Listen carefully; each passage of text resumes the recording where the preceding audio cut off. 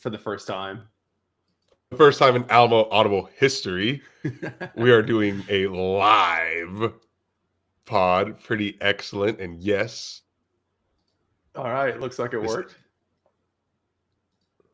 All right, Adrian, you want to kick us off while I blast out this link to the people?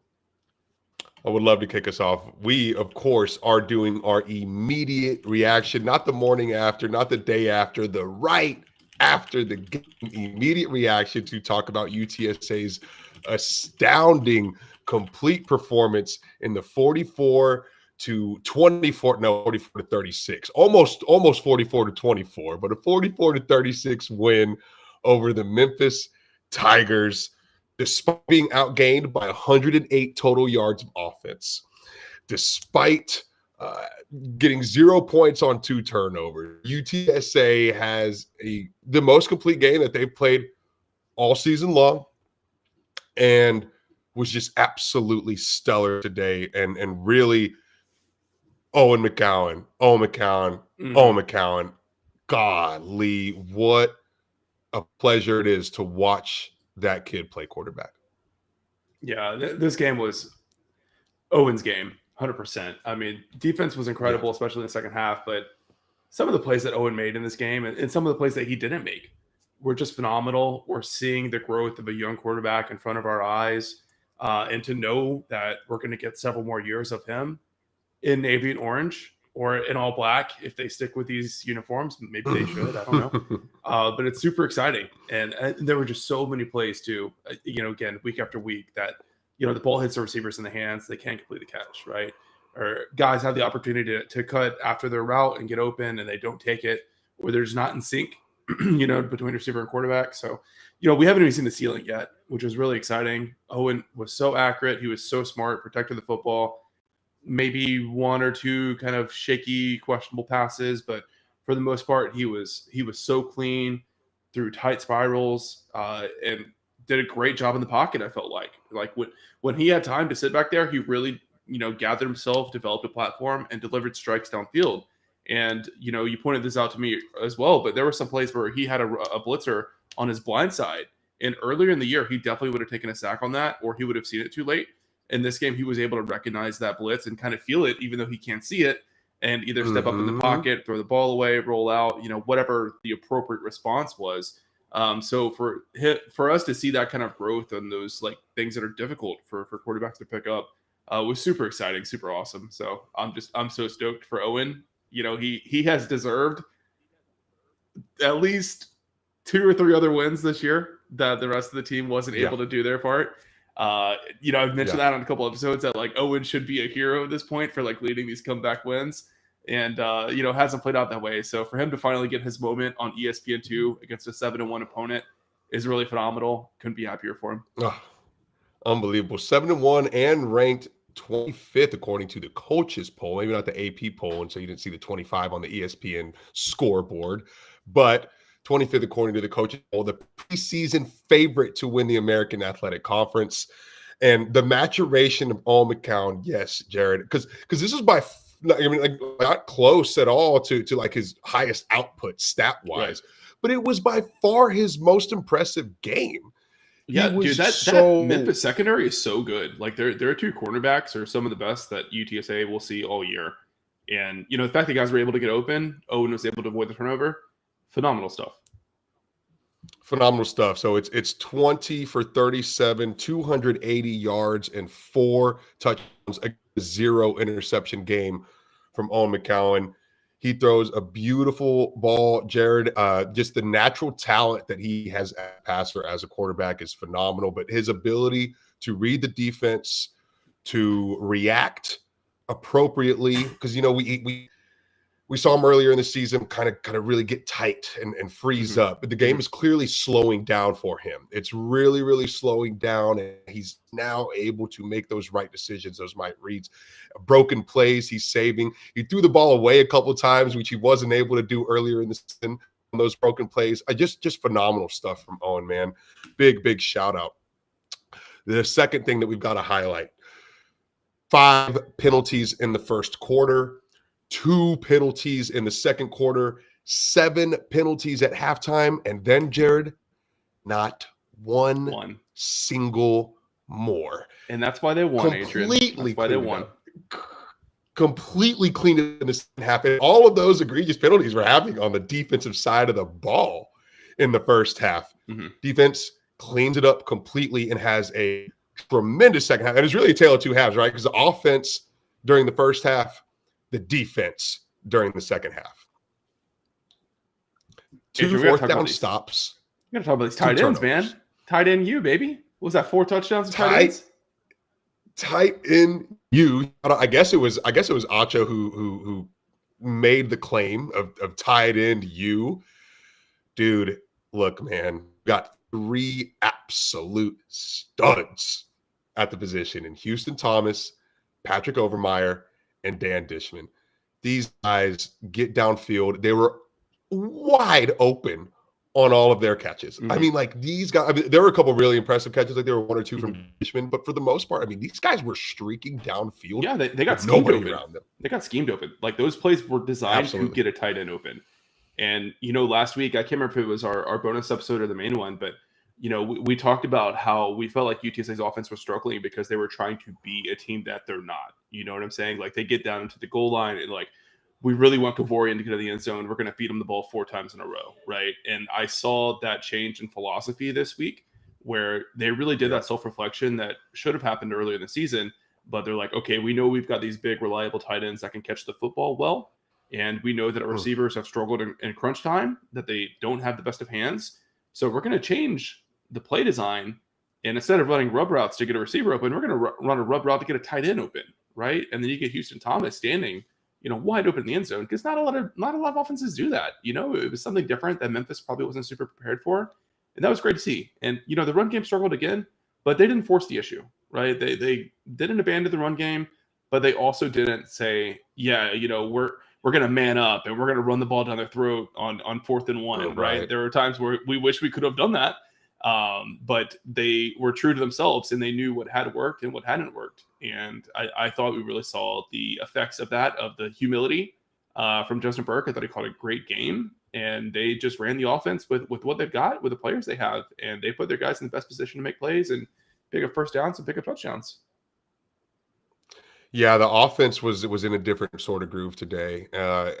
Play calling had something to do with it. Execution had a lot to do with it. But these guys got into a groove. They got into a rhythm. And these tight ends, 3 tight ends, 4 touchdowns from 3 tight ends. The mathing. You had 3 catches for 55 yards from Dan Dishman, a touchdown, and 18 yards per reception, by the way. Wow. 6 catches for 44 yards from Houston Thomas, 2 touchdowns, 2 catches, 16 yards, 1 touchdown for Patrick Overmeyer. And then you saw the tight ends start to feel themselves. We had some ball spins in the end zone. We had some first down claims. We had some, just a thing of beauty. And you hadn't seen the swag or the belief, the confidence from this UTSA team so far. I mean, even whenever we were up against Tulsa, I don't think we were really feeling the groove like that, of feeling ourselves, but it happened today, and you saw that. And Jared, these tight ends have been salivating for this opportunity. I'm glad you brought that up. I was going to talk about that. This game really felt like a passing of the baton, right? Like Owen goes out with a touchdown. It's his last play as a Roadrunner. He gets hurt, and then you see the young guys have to step up, right, without Oscar on the field. Explosion in offensive output with those guys. And even on the blocking side, I saw Dan Dishman throw a great block down near the goal line, and they didn't score in that play, but I think they got to the 1 yard line behind a big block from Dan Dishman. So I think those guys had the mental realization that hey, Oscar's not here anymore. We've got to step up and be leaders of this offense, because this offense is designed to lean heavily on the tight ends. So that was really cool to see. Really cool. I'm sure Oscar's very proud.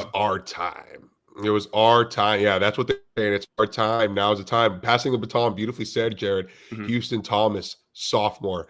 Patrick Overmeyer, redshirt freshman. Dan Dishman is an upperclassman now, a junior now, but he's been waiting for his time too. And Dan Dishman, dude, he's put on a little bit of girth, man. He's looking bigger than he did. He was very, very like lanky, like real thin over the years. And finally, it looks like that Philo program is paying his dividends, but he was big out there today, dude. And he played big football today. Unbelievable day from the tight ends. It's fantastic to see. But, me and Jared been pounding that table to play the kids. Mm-hmm. And sure enough, those young tight ends were just phenomenal today. Speaking of stepping up, passing the baton and all of that, the growth that we saw in the second half, especially from the cornerbacks, but the secondary as a whole was really phenomenal. Davin Martin made some big plays out there. Cyrus Dumas, 1 or 2 turnovers, I don't recall.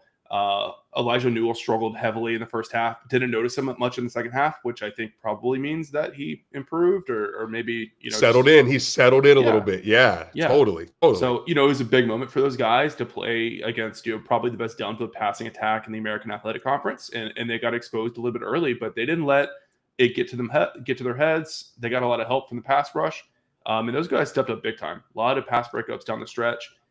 It was really great to see that defense settle in. I think Jess Love did a great job of calming the guys down, keeping the defense pretty vanilla in the back end so they wouldn't get too confused.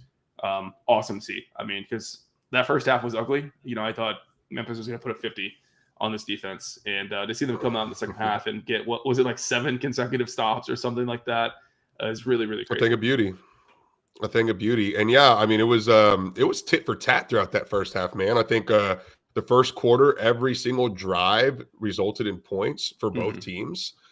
It was like touchdown, field goal, touchdown, like a lot of output. And we got to talk about comeback, right? I mean, this Memphis team was up 10 points. There's a point in this game where it's 24-14 Memphis, and it does look like they're starting to run away with it, or you're starting to get a little bit scared. And UTSA just clamps down. And they make the plays when they need to make the plays. The 2 fourth down stops were so unbelievably crucial for this team. UTSA is down a touchdown, 24-17 on the first fourth down, on the first fourth down stop. We go and tie the game, and then we get another turnover on downs on a fourth down stop on the very next instant drives, back to back to end the first half. And despite us not getting any points after the second one, what it did to Memphis's psyche, the deflating of the offensive firepower that those 2 fourth down stops did, I mean, completely changed the entire course of the game, because Memphis never recovered from those 2 fourth down stops. Yeah, they effectively scored 0. They effectively scored 0 second half points until 3 minutes remaining in the fourth quarter, what we call garbage time. I don't think Memphis showed up expecting a fight from the Roadrunners, right? And that's interesting to me too, because like in our preview episode, we said like, we're not going to pick UTSA to win, but we think it's going to be close. We think the Roadrunners are going to show up. They're going to play a really gritty game. That's exactly what they did, right? And I think Memphis made enough mistakes where they let UTSA start to, slip away a little bit. And they were finally able to close the door, even though it, ended up being much closer than it should have been. But I feel like Memphis should have known, based off the last time they played UTSA, like that this team is not going to lie down, right? Even with the 3-5 record or whatever it was heading to the game, like you should know these guys are going to play tough, right? But I'm just really proud of the team. Through all the adversity, the injuries just continue to pile up. Your record is not what you thought it was going to be. You just had a completely humiliating, embarrassing, deflating loss. Those guys played up and showed with some of the best effort we've seen from them all year long. Just, a lot of guys flying around to the football, guys making that extra effort.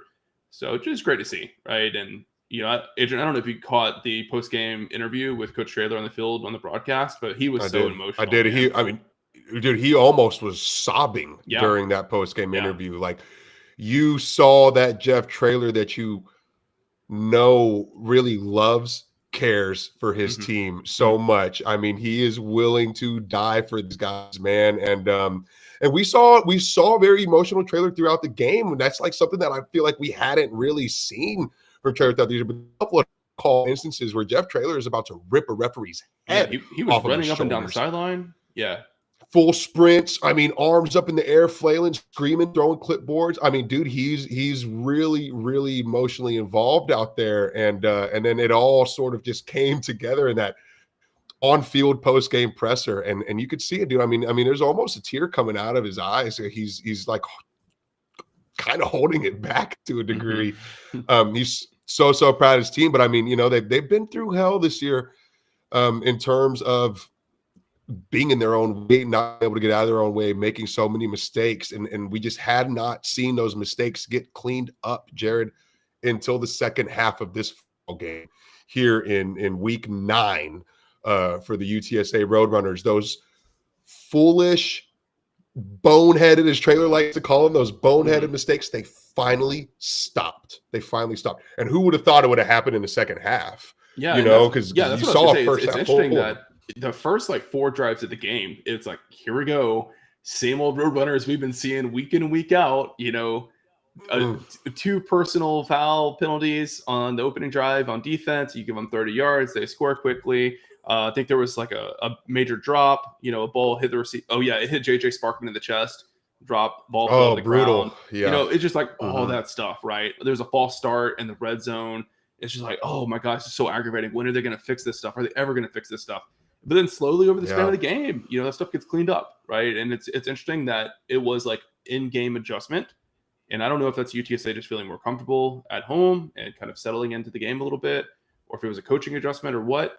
But, oh, man, if we could get one full game like that, we got one half against Tulsa, we got one half against Memphis. I mean, they can beat any team left on their schedule. This game showed that this team has the talent to beat anyone left on the schedule, right? And you're out there without 19 players, and you're still going mano-a-mano against the preseason favorite. Some of those players on Memphis were incredible, man. Mario Anderson was awesome. Rock Taylor was awesome. Blankumsey was awesome until he got hurt. Those guys are legit talents, man. Power 4 talents. Absolutely. And UTSA hung tight with him. And I would put Hennigan on that list too. He's a great quarterback. They had Hennigan seeing ghosts, right? He's a 5-year senior for them. And he looks so uncomfortable in the pocket. So uncomfortable in the pocket. And that's a great point, Jared, because during the pregame, ESPN is putting up UTSA's pass rush statistics on the graphic, and it's their tackles for loss and their sacks, and they're leading the AC. They're in the top 5 in the FBS, and you're looking at that graphic, and you're like, man, how's that even possible? How are we so damn good up front on defense, and we're 3-5, and we can't get anything done? And it was almost laughable seeing that graphic. And sure enough, they came out and they did it again. And you're absolutely right. Except Hennigan didn't know what the hell to do, and Mario Anderson, absolute stud. And we were actually able to, I think, eventually extinguish his flame, right? There's a screenplay on a 3rd and 8 where he actually bobbles and drops the pass. And it's just one of those things that you don't see Mario Anderson do. And it was just a very, very small example, but I was like, we've got him. They're falling apart.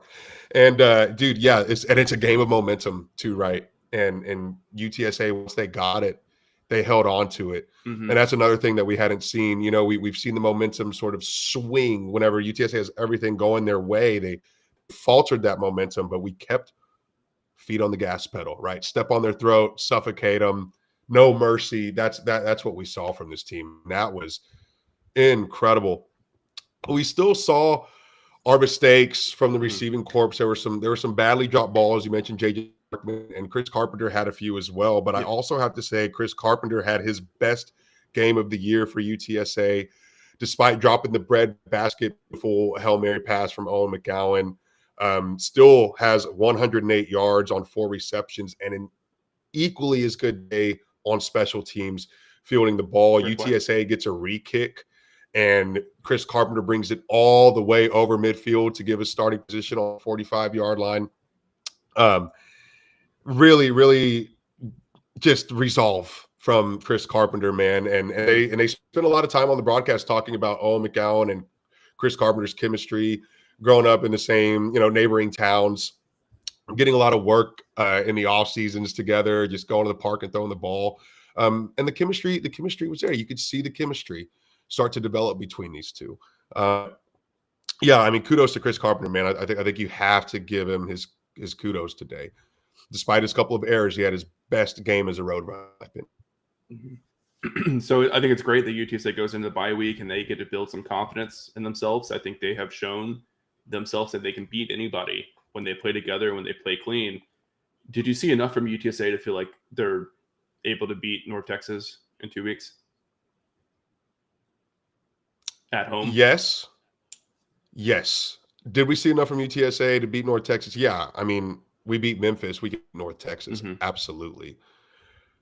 But there's still some cracks, and the main one is the run game. The run game was atrocious today. 2.9 yards. Owen McCowen is the team's leading rusher with 28 yards on 5 scrambles, not designed quarterback runs, on scrambles. Another thing Owen McCowen did great today, extending plays with his legs, which he does have some wheels on him. Yeah, there are a few that it's like, man, Frank Harris would have been able to turn the corner there. He was just short of it, Yeah. But then there was a few where Owen slid, where Frank Harris would have just gotten torn apart.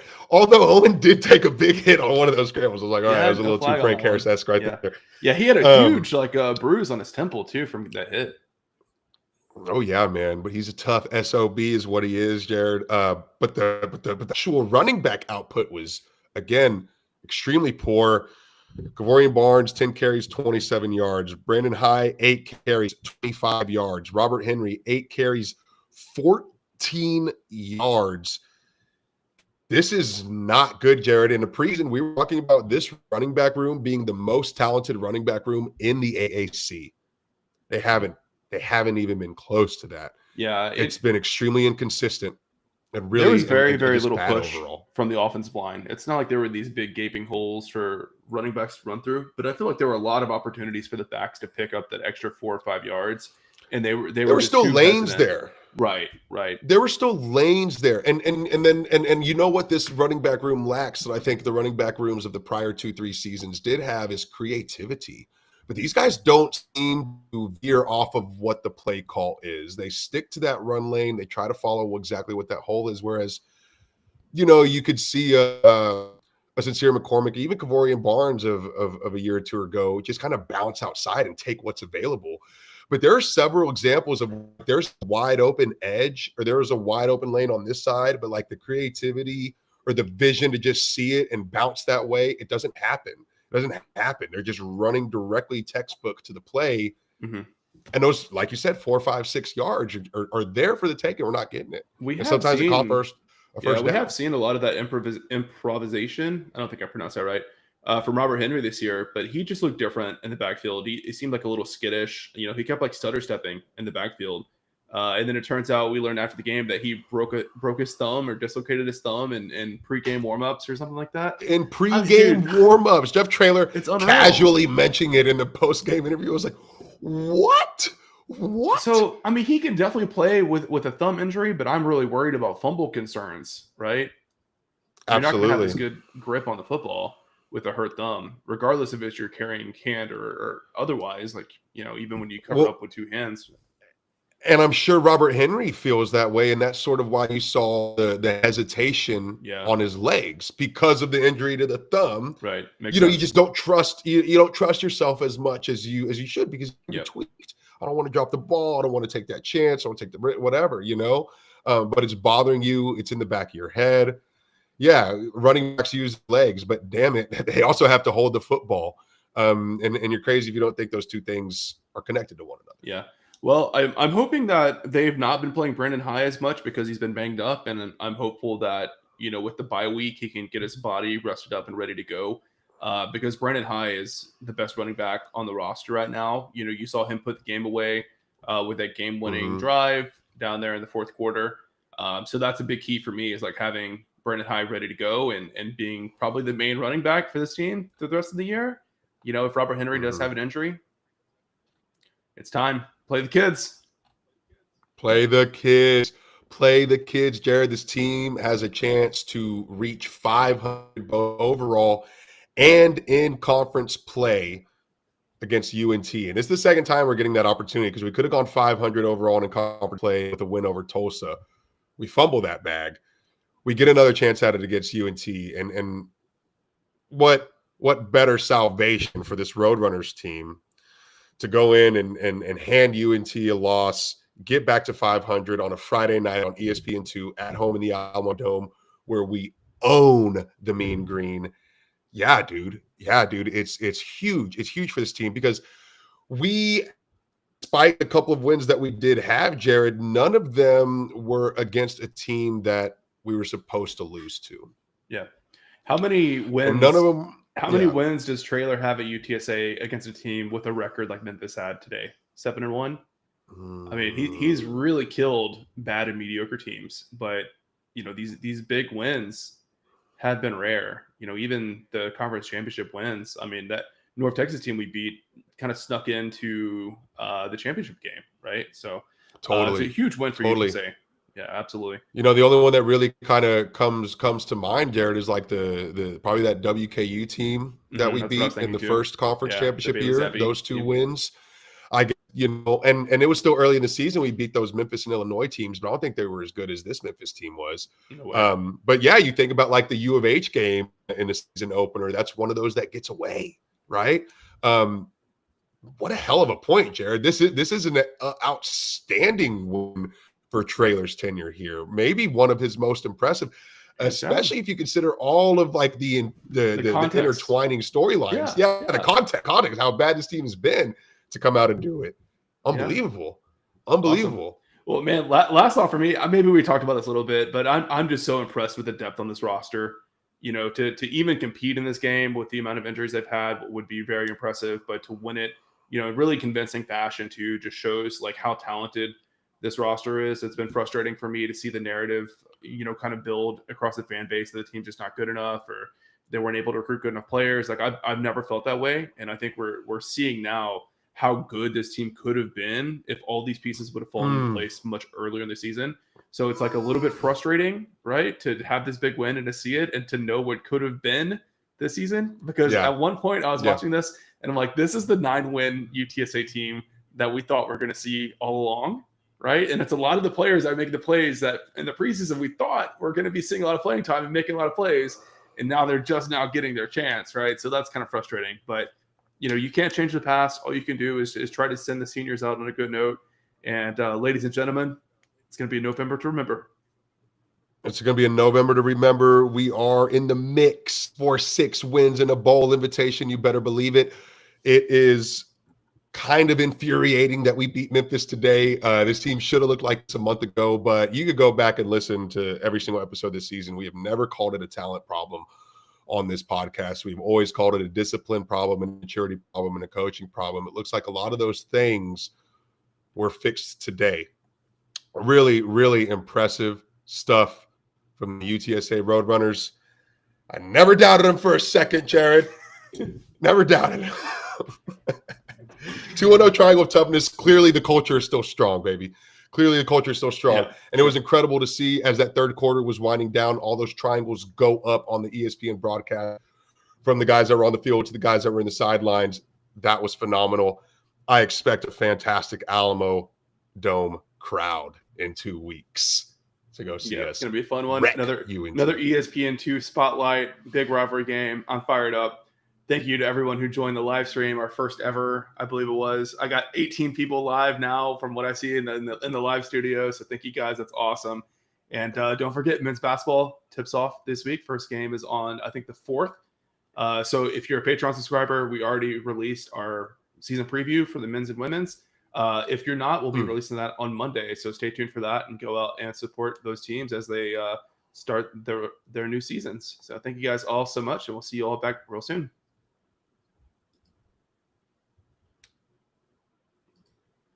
Nice.